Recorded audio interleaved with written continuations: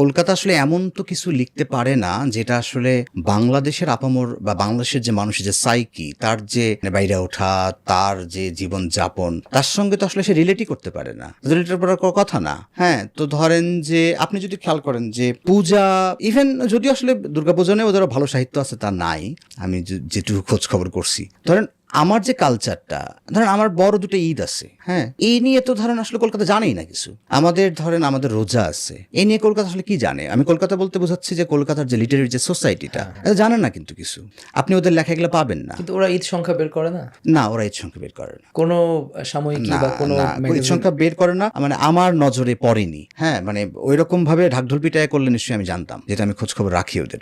আমাদের ঈদ সংখ্যায় তো কলকাতার অনেক সাহিত্যিকরা লেখালেখি করেন।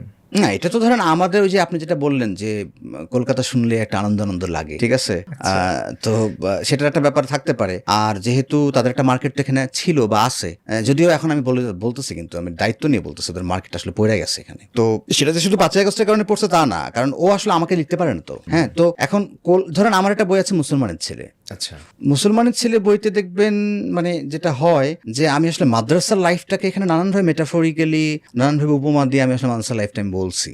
আচ্ছা, এটা তো জীবনে চোখে দেখেনি, ইভেন এটা বাংলাদেশের লিটারেচারও চোখে দেখেনি। হ্যাঁ, যে ধরেন কমি মাদ্রাসার একটা ধরেন আমার একটা লাইন আছে এরকম যে, মানে এক্স্যাক্টলি আমি একটা লাইনটা বলতে পারবো না মুখস্থ না থাকার জন্য। লাইনটা এরকম যে, মানে তুমি যখন চলে যাইতেছো তখন আসলে আমার এমন লাগতেছে যে কোন একটা মা হেফজখানার একটা ছাত্রকে দেখার পরে যখন চলে যাচ্ছে।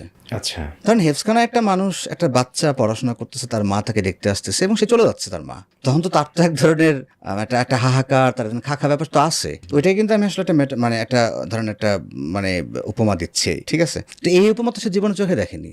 হ্যাঁ, তারপরে ধরেন যে এরকমটা বলতেছি আমি যে তোমার জন্য আমি এমন ভাবে সবুর করি, ধরেন নামাজরত মায়ের পাশে যেভাবে শিশুরা দাঁড়ায় থাকে, হ্যাঁ, নামাজ শেষ করে মা তাকে খাবার দেবে, হ্যাঁ, ধরেন সামথিং কিছু একটা। তো এই উপমা তো সে জীবনে চোখে দেখেনি, ইভেন এই উপমা বাংলাদেশের চোখে দেখেনি, ঠিক আছে, মানে আমি একটা দায়িত্ব নিয়ে বলতেছি। এই যে জিনিসটা আপনি যখন এটা পাবেন তখন তো তার কাছে এটা একটা ইউনিক ওয়ার্ল্ড বলে মনে হবে, যে মানে আই নেভার মানে অবজার্ভ ইট, আমি দেখিনি।